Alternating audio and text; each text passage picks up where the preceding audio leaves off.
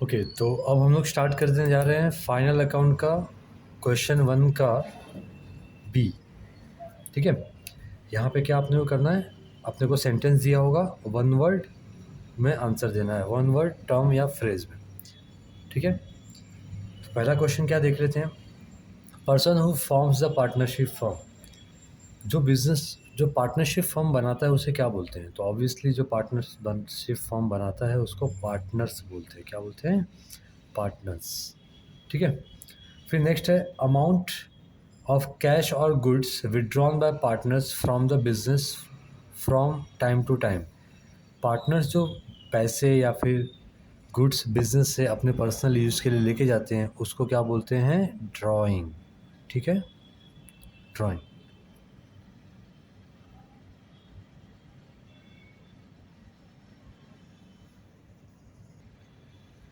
Okay, तीसरे पे आ जाओ। एन एसोसिएशन ऑफ 2 और more persons according to Indian partnership act. Partnership act कभी बना था? 1932 में। ये हमने ऑब्जेक्टिव्स में पढ़ा हुआ है ना। फिर एसोसिएशन मतलब क्या होता है? ग्रुप। किसका ग्रुप? 2 या 2 से ज़्यादा लोगों का ग्रुप।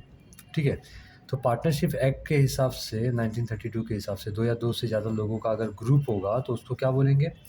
उसको बोलेंगे पार्टनरशिप फर्म। क्या बोलेंगे? Partnership firm. चलो नेक्स्ट अभी क्या है?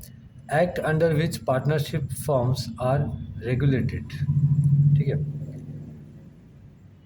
कौन सा एक्ट है? एक्ट मतलब क्या होता है? कानून, जिसके अंडर पार्टनरशिप फर्म जो होता है वो काम करता है, मतलब जिसको रेगुलेट करता है। कौन सा एक्ट है ऐसा जो रेगुलेट करता है किसको? पार्टनरशिप फर्म को। ठीक है, तो वो है इंडियन पार्टनरशिप। ठीक है, एक्ट 1932। तो इंडियन पार्टनरशिप एक्ट है 1932 जिसको क्या करता है? पार्टनरशिप फर्म को रेगुलेट करता है। अगला है process of entering the name of partnership firm in the register of registrar. Registrar जो होते हैं ना वो क्या होते हैं? गवर्नमेंट ऑफिशियल्स होते हैं। जैसे आप लोग देखो कॉलेज में जाते हो तो आपके कॉलेज में, कॉलेज के रजिस्टर में आपका नाम होगा कि नहीं होगा? होगा ना। इसी तरह से हमारे कंट्री में जो पार्टनरशिप फर्म होती हैं उसका रिकॉर्ड कौन रखता है? हमारी गवर्नमेंट रखती है। तो गवर्नमेंट के जो रजिस्टर होते हैं उसके अंदर पार्टनरशिप के नाम वगैरह होते हैं। पार्टनरशिप का नाम होगा, एड्रेस होगा, सारे पार्टनर्स के डिटेल होंगे। ठीक है, तो इस प्रोसेस को कहते क्या है? ठीक है, तो इस प्रोसेस को कहते हैं रजिस्ट्रेशन। ठीक है, रजिस्ट्रेशन। ओके, नेक्स्ट क्या है? Partnership agreement in written form. ठीक है, तो पार्टनरशिप एग्रीमेंट देखो 2 तरह से होता है। एग्रीमेंट कितने टाइप का होता है? 2 टाइप का होता है, एक रिटन और दूसरा क्या होता है? ओरल। तो रिटन फॉर्म में रहेगा उसको बोलेंगे पार्टनरशिप डिड। डिड यानी क्या होता है? एग्रीमेंट होता है। ठीक है, चलो नेक्स्ट अभी क्या है? Under this method capital balance of partners remains constant. Constant का मतलब होता है सेम। कांस्टेंट का मतलब क्या होता है? सेम। तो आपने अगर फाइनल अकाउंट के सम्स किए होंगे तो आपको पता होगा कि कैपिटल मेथड 2 टाइप के होते हैं। एक क्या होता है? हाँ,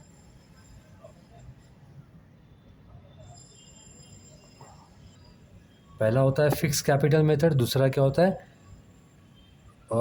फ्लक्चुएटिंग कैपिटल मेथड। तो फ्लक्चुएटिंग में क्या होता है? कंपनी के मतलब फर्म के प्रॉफिट या लॉस की वजह से कैपिटल क्या होता है? फ्लक्चुएट होते रहते हैं। ओपनिंग में कुछ और होगा, क्लोजिंग में फिर कुछ और हो जाएगा। क्यों? क्योंकि प्रॉफिट या लॉस हम लोग ऐड करते हैं, लेस करते हैं किसके अंदर? ओपनिंग कैपिटल में। बट यहाँ पे क्या बोला है? सेम। सेम मतलब पार्टनर्स के कैपिटल जो होते हैं उसका बैलेंस क्या रहेगा? सेम रहेगा। तो ऐसे मेथड को बोलते हैं फिक्स कैपिटल मेथड। कौन सा मेथड बोलते हैं? Fixed capital method. ठीक है, okay. Proportion in which partners share profit. तो सिंपल है ये तो। प्रपोर्शन मतलब क्या होता है? रेशियो। कौन से रेशियो में पार्टनर शेयर करते हैं प्रॉफिट? तो इसको बोलते हैं प्रॉफिट शेयरिंग रेशियो। ठीक है, अगला क्या है? Such capital method in which only capital account is maintain for each partner. तो आपको पता होना चाहिए दो टाइप के कैपिटल मेथड होते हैं, मैंने अभी आपको बताया। पहला क्या होता है? Fluctuating capital method. दूसरा क्या होता है? Fix capital method. Fix capital method में हमें करंट अकाउंट भी बनाना पड़ता है, पार्टनर्स करंट अकाउंट। ठीक है, लेकिन अगर फ्लक्चुएटिंग कैपिटल मेथड होगा तो सिर्फ कैपिटल अकाउंट ही हम लोग बनाएंगे, पार्टनर्स का कैपिटल अकाउंट। ठीक है, तो इसका राइट आंसर क्या होगा? यहाँ पे क्या लिखा है? Such capital method in which only capital account is maintain, तो इसके लिए आएगा fluctuating capital method. Fluctuating capital method. ठीक है, अगला क्या है? The account to which all adjustment are made when capital is fix. Capital account अगर फिक्स होगा तो हम लोग कौन सा अकाउंट बनाएंगे? फ्लक्चुएटिंग कैपिटल अकाउंट बनाएंगे, है ना, मतलब करंट अकाउंट बनाएंगे। फ्लक्चुएटिंग में हम लोग क्या बनाते? Sorry the account in which all adjustment are made when capital is fix. तो कैपिटल अगर फिक्स होगा तो we will prepare partners current account. ठीक है, कौन सा अकाउंट ओपन करेंगे? Current account. ओके, नेक्स्ट अभी क्या है? Expenses which are paid before they are due. Due मतलब क्या होता है? इस दिन एक्सपेंस का पेमेंट हमें करना है। जैसे कि समझो वर्कर्स आपके फैक्ट्री में काम कर रहे हैं, तो वर्कर्स का पेमेंट महीना ख़त्म होने के बाद हो जाना चाहिए, है ना।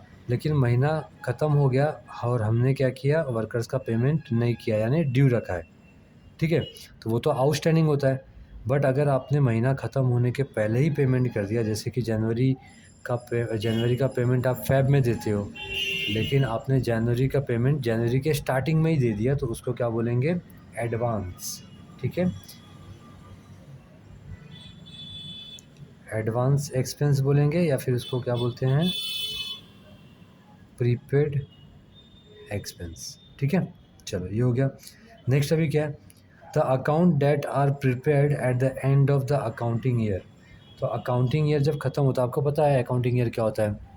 एक तो कैलेंडर ईयर होता है, 1 जन को स्टार्ट होता है, 31 दिसंबर को ख़त्म होता है। दूसरा क्या होता है? फाइनेंशियल ईयर, वो कभी स्टार्ट होता है? 1 अप्रैल को स्टार्ट होता है और 31 मार्च को क्या होता है? ख़त्म होता है ना। तो उसको क्या बोलते हैं? अकाउंटिंग ईयर बोलते हैं। और अकाउंटिंग ईयर के एंड में हम लोग कौन सा अकाउंट बनाते हैं? तो आपको पता है, हम लोग बनाते हैं फाइनल अकाउंट। ठीक है, आप लोग अकाउंट फुल फॉर्म में लिखना। आपको पता होना चाहिए final account is a group of account. Final account के अंदर हम लोग बनाते हैं trading account, profit and loss account, partners capital account और बैलेंस शीट। तो it is a group of account. ठीक है, ये भी याद रखना। 13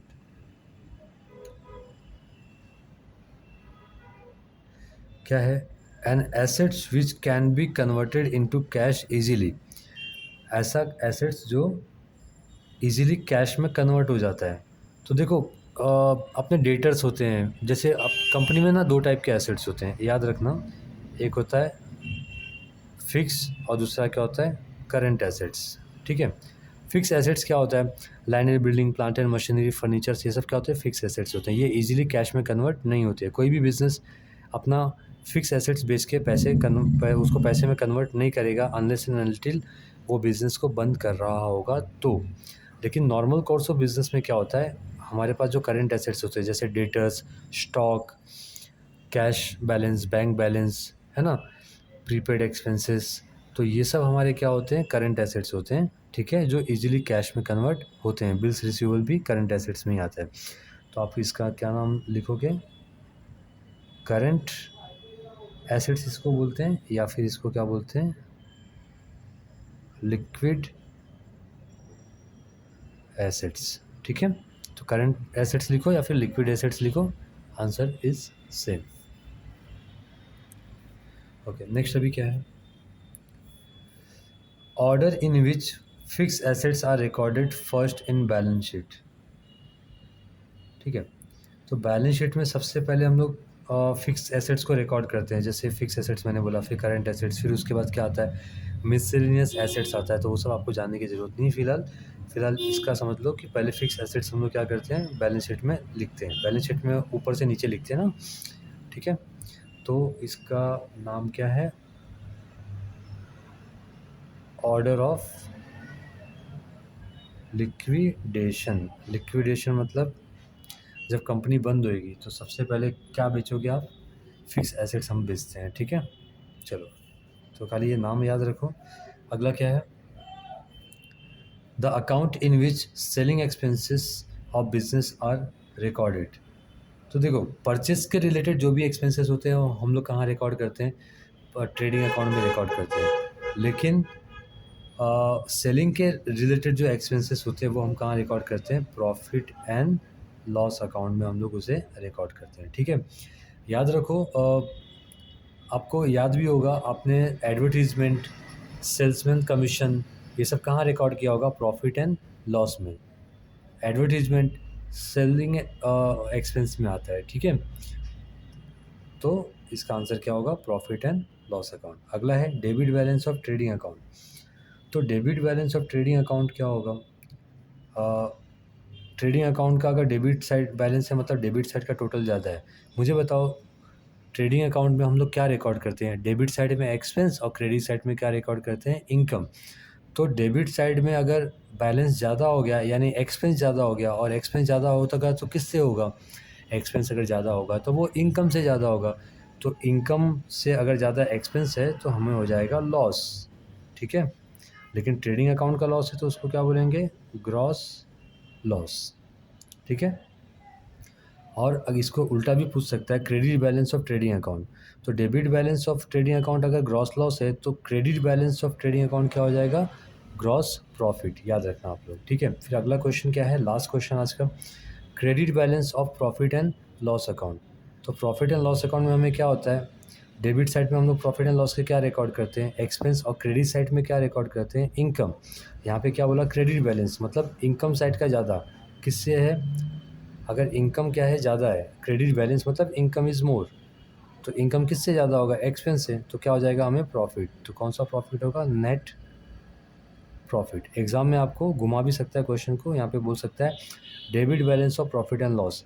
तो debit balance of profit and loss क्या हो जाएगा, नेट लॉस, ठीक है।